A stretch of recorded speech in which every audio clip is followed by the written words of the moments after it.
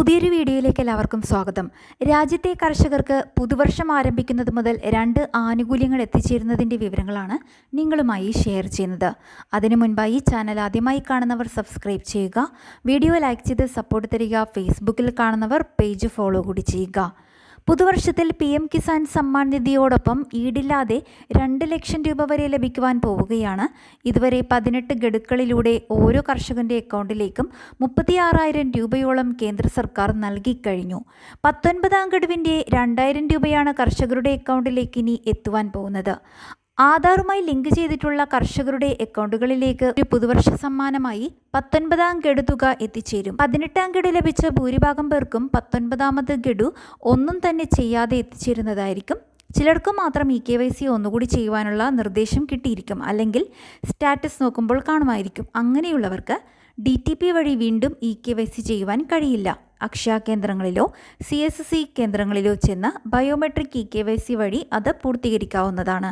തുടർന്ന് എല്ലാവർക്കും തന്നെ അവരുടെ DBT ഇനേബിൾഡ് ആയിട്ടുള്ള അക്കൗണ്ടിലേക്ക് 19ാമത് ഗഡു തുക എത്തിച്ചേരുന്നതാണ്. ഇതുകൂടാതെ കേന്ദ്ര സർക്കാരിൻ്റെ പുതിയൊരു അറിയിപ്പ് കൂടി വന്നിരിക്കുകയാണ്.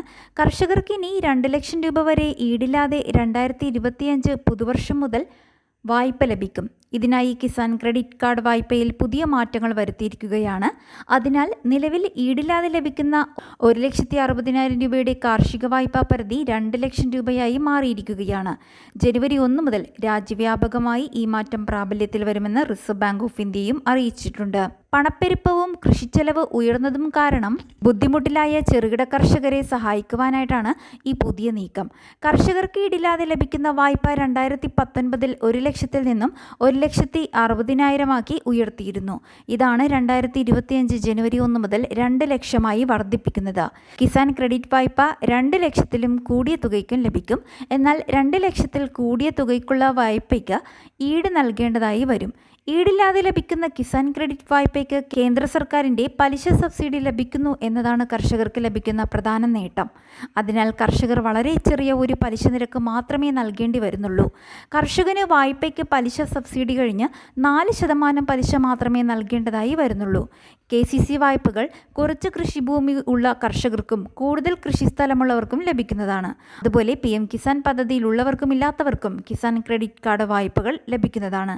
കൃഷിഭൂമിയുടെ അളവും ഏത് വിളയാണ് കൃഷി ചെയ്യുന്നത് എന്നതിനനുസരിച്ചും കൃഷിക്കായി ബാങ്കുകൾ അനുവദിക്കുന്ന വായ്പാ തുകയിൽ വ്യത്യാസമുണ്ടാകുന്നതാണ്. ചില കൃഷികൾക്ക് സെന്റിന് 5,000 രൂപ വരെ കിട്ടുമ്പോൾ മറ്റു ചില കൃഷികൾക്ക് അതിൽ കൂടുതലോ കുറവോ ലഭിച്ചേക്കാം. ലഭിക്കുന്ന വായ്പ ഓരോ വർഷവും കൃത്യമായി അടച്ച് വീണ്ടും പുതുക്കിയെടുക്കാവുന്ന രീതിയിലാണ് KCC വായ്പകൾ ആസൂത്രണം ചെയ്തിരിക്കുന്നത്.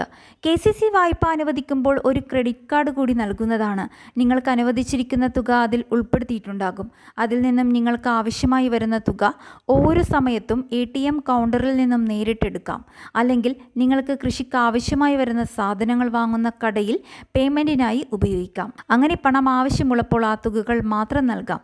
അതിലൂടെ ആദ്യം തന്നെ മുഴുവൻ വായ്പാ തുകയും എടുക്കുന്നത് മൂലമുള്ള അധിക പലിശകൾ ഒഴിവാക്കാം. നിങ്ങൾക്ക് പണം ലഭിക്കുന്ന മുറയ്ക്ക് KCCയിലേക്ക് തുക തിരിച്ചടച്ചാൽ വീണ്ടും പലിശ കുറയുന്നതാണ്. കാർഷിക വായ്പകളൊക്കെ അനുവദിക്കുവാൻ ബാങ്കുകൾക്ക് ടാർജറ്റൊക്കെ കൊടുത്തിട്ടുള്ളതിനാൽ നിലവിൽ വായ്പകൾ മുടക്കാത്തവർക്കും ആവശ്യത്തിന് സിബിൽ സ്കോർ ഉള്ളവർക്കൊക്കെ പെട്ടെന്ന് തന്നെ ഈ വായ്പകൾ ലഭിക്കുന്നതാണ്. മറ്റുള്ളവരിലേക്ക് കൂടി ഇൻഫർമേഷൻ ഷെയർ ചെയ്ത് നൽകുക. മറ്റൊരു വീഡിയോയുമായി വീണ്ടും കാണാം.